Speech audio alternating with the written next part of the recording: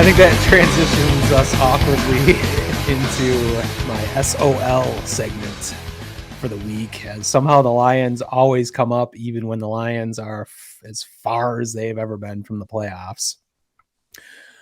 Mainly because of last night's Rams-Cardinals game. And of course, the specter of Matt Stafford will never leave Detroit. No matter what happens with Matthew Stafford for the rest of his career, it will always be tied to the failures in Detroit, and Lions fans will be fighting over how to perceive the Matt Stafford era and how to address it going forward. As I was originally thinking it was a 50-50 split between Lions fans rooting for the Rams last night or rooting against the Rams. Those of us rooting against the Rams were only rooting in that vein to get a better draft pick, as the Lions have the Rams number 1 draft pick this year and next year. The worse the Rams do this year, the better that pick will be. And the Lions had a shot at the number 23 pick if the Rams had lost last night. The other half, which I thought was a half of Lions fans population, were rooting for the Rams simply because they love Matt Stafford and they think he deserves good things. That's literally a quote I got on Twitter from some people I was in a bit of a battle with. I don't think it's 50-50 though. I'm convinced, based on social media, those calling into Detroit Sports Talk Radio over the weekend, especially yesterday morning, I think it's like 70-30. More Lions fans are rooting for Matt Stafford than actually rooting for the Lions. And in a way, I can't really blame them, considering how god-awful the Lions franchise is and how spiteful we should be towards them for being so incompetent for all of our lives. So in a way, I don't blame fans for gravitating towards the quarterback, that gets headlines, that is now moving on to bigger and better things. The quarterback, a lot of this, I think, is generational. I think this is a younger Lions demographic that is embracing Matt Stafford versus old fucks like me who have a larger perspective on the Lions history and don't hold Matt Stafford in such high regard. But there are definitely battle lines, as my SO Lions Twitter account got into the middle of many spats last night and over subsequent weeks. But the argument essentially is, what's the difference between the number 23 pick and number, even worst case scenario, number 32 pick? Well, the difference is math. I don't know how else to approach this other than logically. 32 is not as good as having the number 23 pick. It's just empirically not. The argument on the other side is purely emotional, tying to your favorite childhood quarterback, wishing upon him good things because he's a nice guy, and maybe you're hot for his wife. Who knows? But those are where the battle lines are drawn, and somehow the Rams, even in the NFL playoffs, like I said, as far away as the Lions are, the Lions were not far behind. As of course it's brought up every time in any Matthew Stafford broadcast, how he had never won a playoff game with the Lions, had not won a playoff game in his career until last evening. Of course, he gets it done in his first attempt outside of the Lions organization in dominating fashion. He was dialed in. Like he was back to MVP candidate in that game. He was dropping fucking balls in there like nobody's business. He dropped a total of 13 balls in there. Perfectly, though, right? Well, I'm going to argue with you, unless you're being facetious, but I would argue that the Rams would have won that game if I was their quarterback last night. Whoa. Matt Stafford did throw. He was 13 of 17 for 202 yards. But the story of that game was the Rams ran the ball 38 times for 140 yards. They had no chance. Sounds interesting. Yeah. It seems a theory that I've expressed. Aha. I didn't even bring that up in the Cowboy segment. They ran the ball like fucking 15 times. But anyway.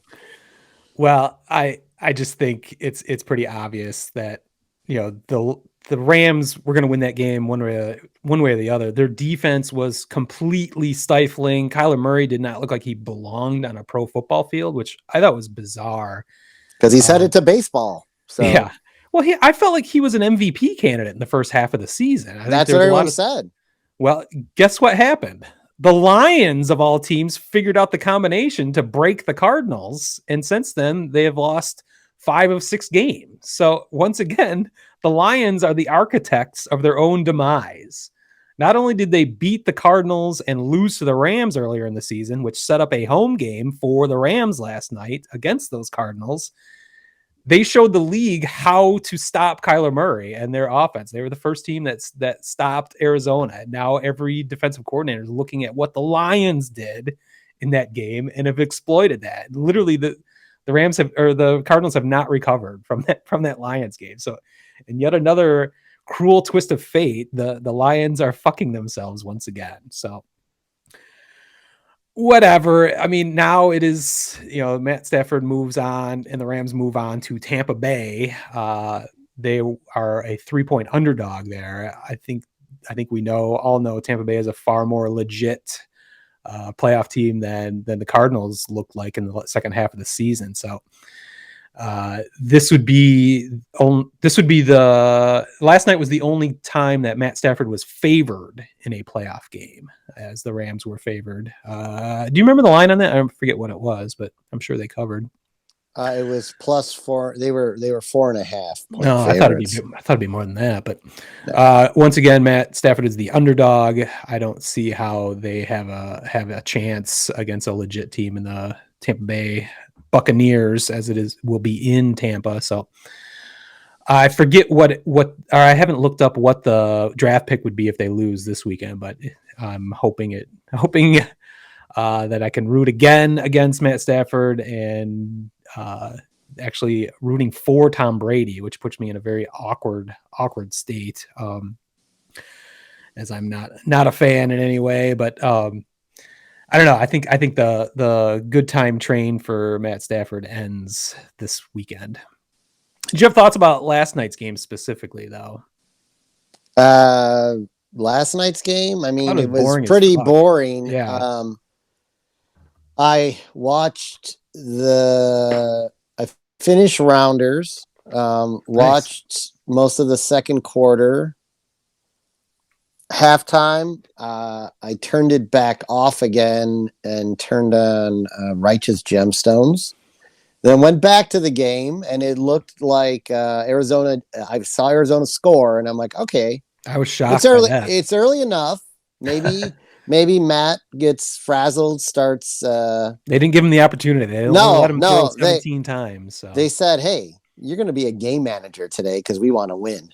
Well, that brings up a good point. Does that work against Tampa? I mean, can they hide Matt Stafford again? Is that possible against that defense and against the high scoring Tampa Bay offense? I mean, the Buccaneers defense wasn't, like they weren't as stifling as they were last year. They have a lot of holes this year. Mm-hmm. So, it all boils down to if the Rams can get off the ball and run just like they did against the Arizona this week, then they probably, I'm not saying they'll win the game, but it's going to be a close game then, because if you can keep Tom Brady off the field, and tire out the Bucs defense, and like one pass I will note that really impressed me from Stafford was Jefferson was covered pretty damn well, and he caught it like he put it right in there, like just fell. It was like it dropped out of the sky right into his pocket. And like you said, he definitely, they saved him from himself that game, only throwing 17 passes, but he made them count. And but again, you run the ball 38 times successfully, you're going to win a lot of freaking football games. They had a lot of massive chunk runs early in the game too. I pretty much, I bet if we looked at outside of the Chiefs game. I bet if we looked at most of the stats from the winners this weekend, they ran the ball Yeah. close to 30 times. I know the 49ers, got over 30 carries successfully, very successfully. So that is a success to winning, controlling the clock. I mean, it's simple. Football is really It's not not complex. complicated. It's not complicated. It all comes down again to execution, and that's why you see teams when they're rebuilding, they start drafting offensive linemen, and it's not a very exciting pick. But if you got a bunch of first round offensive linemen on your team, suddenly you're gonna like those picks a lot better down the road. Well, that's what I've been talking about all year with the Lions. I love the Penei Sewell pick, and they have built their line. That's why I have a little bit of a positive feeling going into this next season. If they can supplement that with 2 number 1 first round draft picks, all the better. I think one final little factoid before I move on to another game influenced by where the Lions came out, but just to support my idea that I could have been a quarterback on that field for the Rams last night. Yes. Odell Beckham threw a pass. He's 1 for 1 for 40 yards. So he gained 20% of what Matt Stafford did the whole game on one pass. That's how what a dominant offensive performance that the Rams had over that. So literally anyone could have been out there, but there you go. We'll never know if I could have done it or not. We'll see. The Lions did come up in another playoff game after this playoff game in Cincinnati this weekend, as Cincinnati defeated the Los Angeles Raiders. That was a fun game. I thought Cincinnati really dominated that, and the score was much closer than it should have been, but it made it interesting at least because I had really no rooting interest in it. But the Bengals won their first playoff game since 1990 in 31 years, and thus moving the Lions into the team with the longest playoff winning drought in not just football, not just the NFL, not just football, North American sports. All North American sports, they have the longest playoff win drought. So yet again, the Lions come up as they have not won a playoff game since it was actually January of 1992 when we defeated your Dallas Cowboys in the Silverdome. That is correct. I believe it was January 6th, if I remember that correctly, January 5th or 6th. But so yes, now the Lions own that dubious honor. So once again, somehow the Lions always come up even when they are far, far, far from the playoff picture. Somehow their name continuously comes up. Word Hole Media.